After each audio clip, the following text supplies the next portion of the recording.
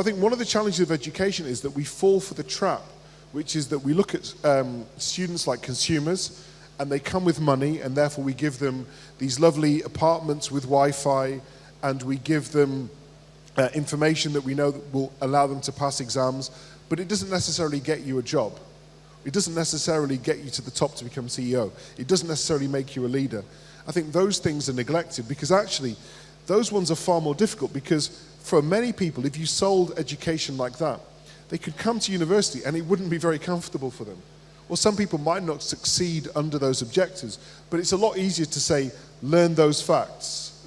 Learn, like, and in marketing, for example, I mean, I was discussing this morning the difference between, say, marketing that I've seen in Indian universities compared to British ones. In India, they love numbers. They love quantitative data, statistical analysis, and that makes people feel good and safe because they can get numbers, they can calculate, they can use Greek symbols, and they can therefore demonstrate marketing know-how.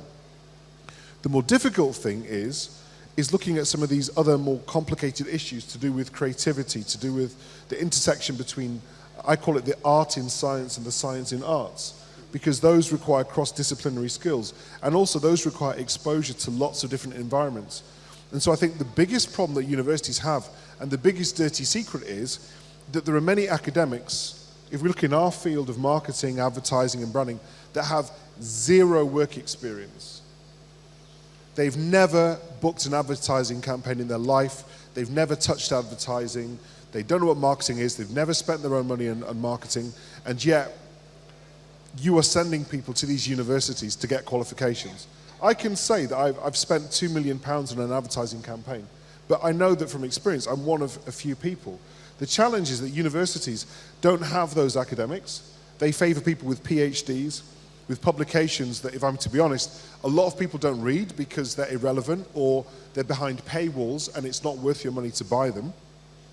And universities prop that up because why would someone else change the status quo if they've spent years under that oppressive regime of having to do those papers and that PhD in order to get promoted? Yeah. So my problem is that I'm in a system where there is a drift between academia and there's practice. Practitioners don't want to come into university because they get frustrated in the sense that they think, well, I can't talk about the real things that are happening or at the speed and change at which they're happening because the university system designs a curriculum that's supposed to last for 3 years, and in 3 years' time, you know, certain apps and metrics aren't being used in advertising agencies. So I think that we as academics need to think very carefully about what we're actually selling to our students and to be honest about it. And that requires senior management to kind of think about things in a different way. So it's probably not our fault, right? We're doing our best, but it's the bad guys over there. Because I think that we have to learn how to communicate in a variety of formats equally as well. That means, from what I can see, the individuals who have very good spoken oratory skills, presentation skills, can talk well with their thumbs in 140 characters, can write an article, can write a long report. If you can do all of those things, then you understand the art of communication. And those things, I think, cannot be replaced by robots, right? So that's the other side of things. You have to understand arts and sciences because a lot of things are going to be automated within our lifetime. A lot of our jobs are going to disappear, but I don't think robots or AI or machine learning is going to be able to replace the art of intuitive, dynamic communication. So when it comes to education, I actually think you can teach the same things to different generations, but the mode by which they absorb them and interpret them could be slightly different. So, for example, for my students, there is no point in me telling them not to use their mobile phones because that's what they want to do. So all that I can do is I can encourage them to use their mobile phones even more. In fact, let's do an experiment to see how young you are. Okay, so if I get my mobile phone out, I noticed that not that many people have been tweeting so far, right? I'm going to do a kind of behavioral experiment. I'm going to put my phone on video in a minute, and I'm going to video everybody. Now, the job of everybody in this room is to try their hardest to be the most noticeable in this video, because that's essentially what we're doing in advertising, right? So when I video, you've got to try as hard as you can to steal this camera shot, right? Meaning, I don't know if you want to jump up and down, pretend you're a fidget spinner, scream, shout, but I'm going to do this and I'm going to put this on Twitter. So if we don't do it well, then we look kind of boring to the rest of the world, right? So let's see if it works. Let's see. Are you brave enough? Okay. So I'm going to start here and I'm going to go across, I'm going to go back. So who's going to steal this camera shot? I'm going to start videoing. 3, 2, 1, go. That's lame. Try harder.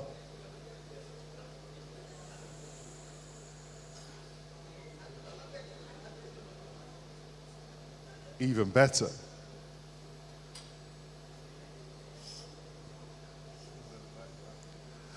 So why didn't anyone just jump up and go, "Wah!" or like run around or something? This was an easy crowd to steal. You could have been like the person that stole the crowd. To me, this is a prime example of like, this is a marketplace. You're all competitors. You had the opportunity to steal this marketplace and to take the limelight, and you dropped the ball. You weren't brave enough. Let's do it one more time. I'm trying to wind you up. Let's get more noisy and aggressive about this. Okay, I'm going to press record now.